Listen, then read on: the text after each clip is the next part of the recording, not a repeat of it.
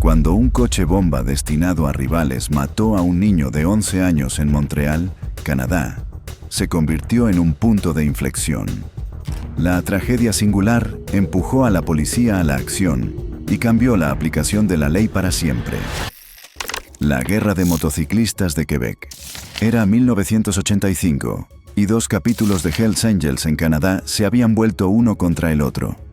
El problema comenzó cuando el capítulo de Laval no estaba vendiendo la metanfetamina que se suponía debían vender. La estaban usando. Ese error desató un derramamiento de sangre interno. Los Angels decidieron limpiar la casa, matando a sus propios hermanos. Pero uno de los miembros sobrevivió y reportó el incidente a la policía. Su testimonio llevó al arresto de casi la mitad de los Hells Angels en Canadá. Mientras el club se desmoronaba, dos hombres observaban de cerca, Maurice Mom Boucher y Salvatore Cazzetta. Ambos habían sido parte de un club de motociclistas supremacista blanco llamado Sadistic Souls, conocido por su violencia y lealtad. Cuando los Angels cayeron, Boucher vio su oportunidad. Le pidió a su viejo amigo Cazzetta que se uniera a él para reconstruir bajo el nombre de Hells Angels. Pero Cazzetta se negó. Había visto a los Angels asesinar a los suyos y no quería ser parte de ello. En cambio, creó su propio club, Rock Machine. Esa decisión dividió la escena de motociclistas de Quebec por la mitad. El lema de ambos clubes era el mismo: tomar el control del comercio de drogas de $1,000 millones de Canadá. De ahí en adelante, no se trataba de amistad. Se trataba de dominación. Ese momento marcó el comienzo de una nueva guerra. Y desde 1994 hasta 2002, Montreal se convirtió en un campo de batalla entre los Hells Angels y Rock Machine. Los Hells Angels ya controlaban el 60% del comercio de drogas de Quebec, pero eso no era suficiente. Boucher lo quería todo. La guerra comenzó cuando los Angels emitieron un ultimátum a todos: únanse a ellos o desaparezcan. Rock Machine se negó, y la violencia siguió rápido. Ambos bandos formaron alianzas. Los Hells Angels tenían dinero, mano de obra y toda una red detrás de ellos. Death Riders MC, Demon Keepers MC, Evil Ones MC, Jokers MC, Rockers MC y Rowdy Crew. Rock Machine contraatacó y formó alianzas con Palmer's MC, Bandidos, Dark Circle, Pelletier Clan y distribuidores locales que se negaban a pagar el impuesto de los Angels. La guerra total había comenzado, pero durante años, las fuerzas del orden no pudieron tocar los rangos superiores. El gobierno de Quebec, la RCMP y las agencias federales lucharon por construir un caso lo suficientemente sólido para que funcionara. Los motociclistas eran demasiado cuidadosos, demasiado conectados, demasiado temidos como para que alguien se atreviera a testificar contra ellos. Así que la RCMP cambió de táctica. En lugar de perseguir evidencia, buscaron a alguien en el interior y encontraron un informante dentro de los Hells Angels. Fue entonces cuando las autoridades esperaban romper los muros alrededor de Mom Boucher. Ese informante interno era Danny Kane.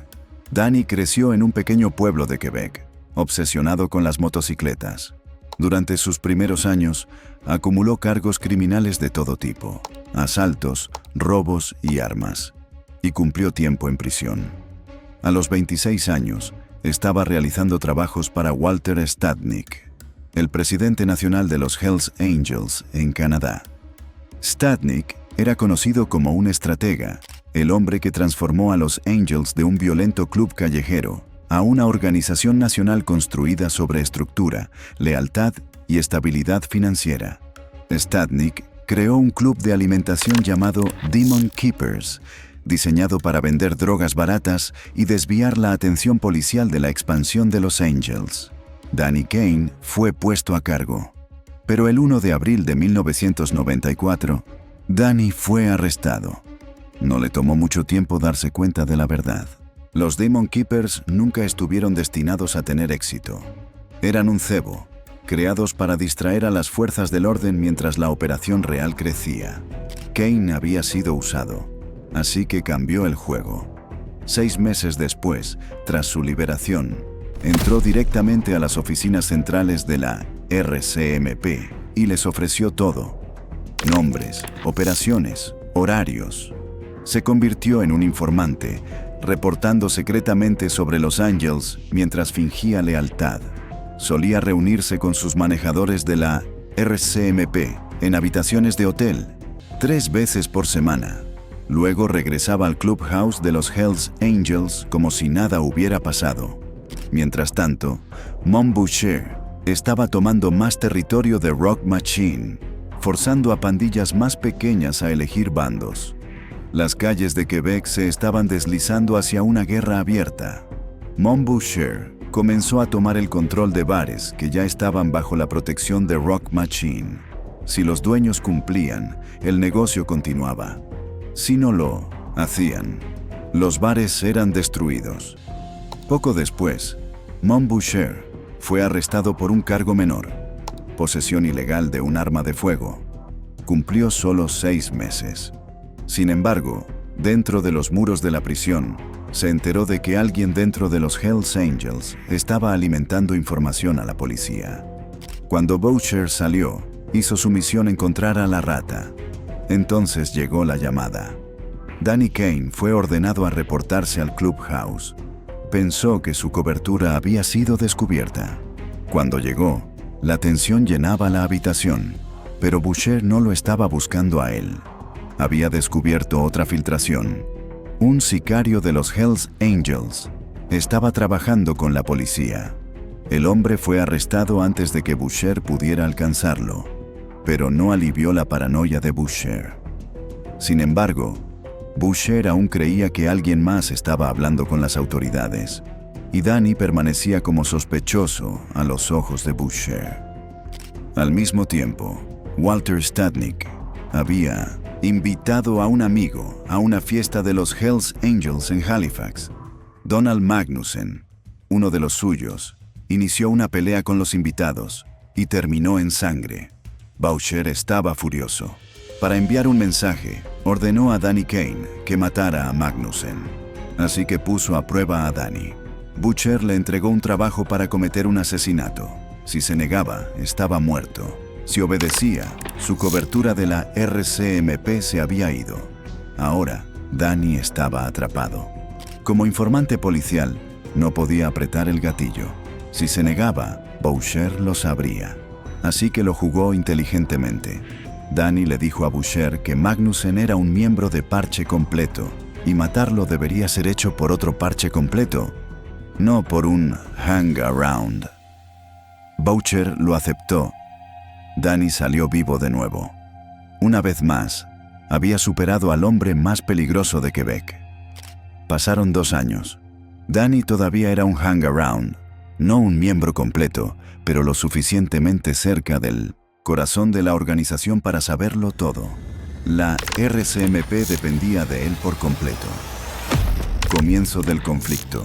La guerra comenzó oficialmente el 13 de julio de 1994.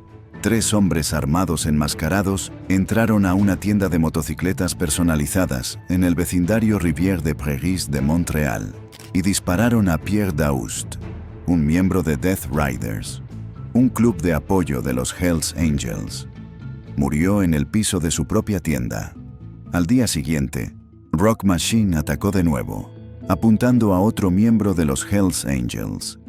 Más tarde ese mismo día, la Sûreté du Québec, SQ, arrestó a varios motociclistas de Rock Machine, intentando plantar una bomba en un clubhouse títere de los Hells Angels en la costa sur de Montreal.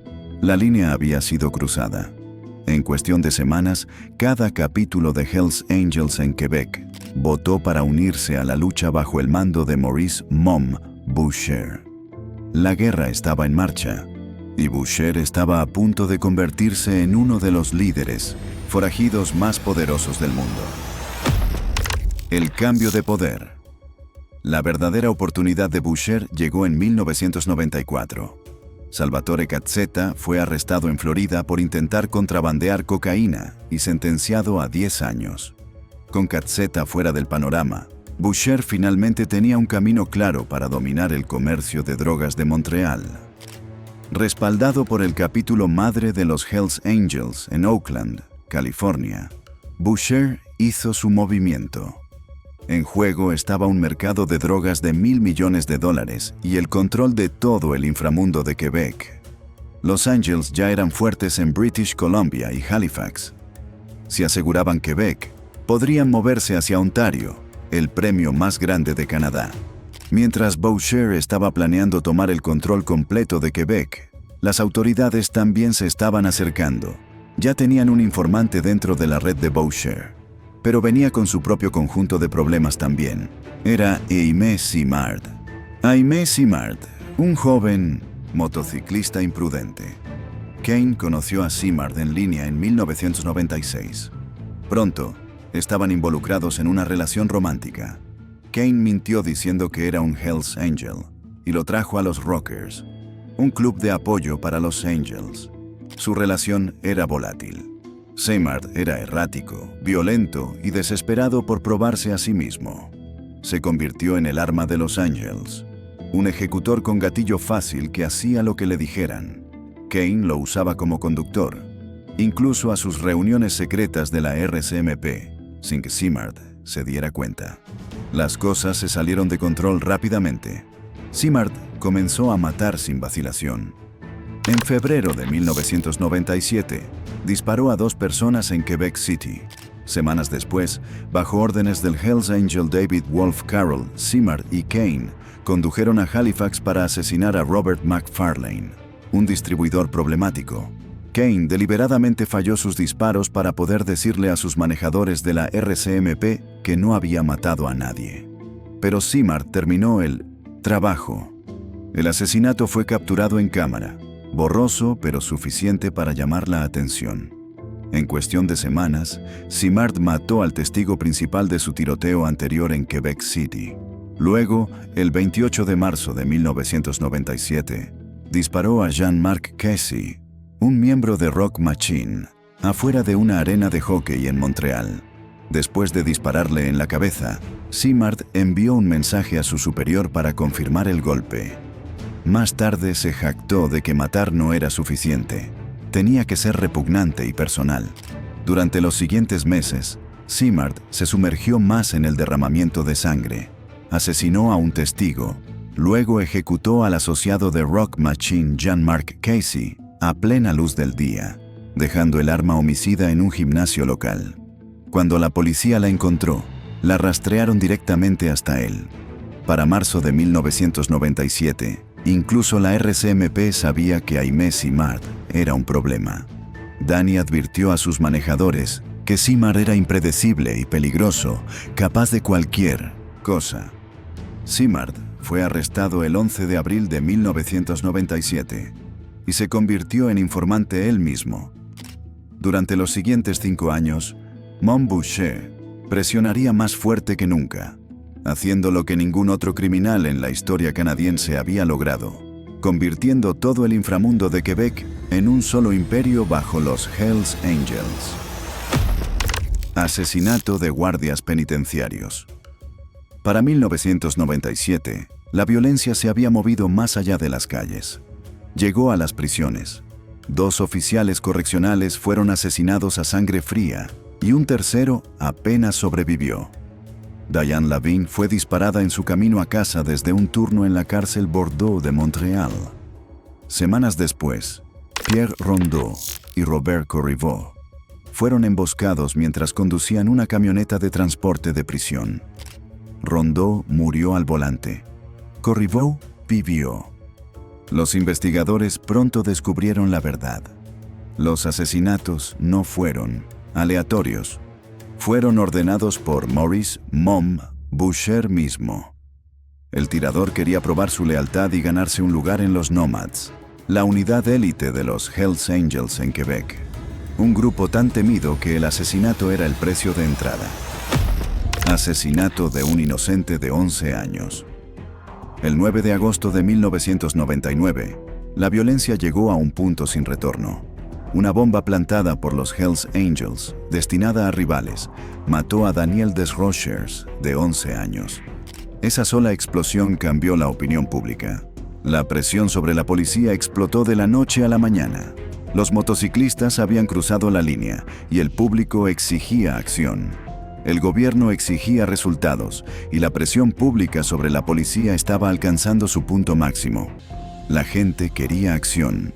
En respuesta, la RCMP lanzó una operación a gran escala para derribar a Mom Boucher y el liderazgo de los Hells Angels. Los investigadores reunieron inteligencia, rastrearon movimientos y construyeron casos desde el interior, usando a Danny Kane como su informante clave. Pero Butcher se negó a retroceder. Incluso bajo vigilancia, incluso mientras las paredes se cerraban, continuó su guerra como si fuera intocable.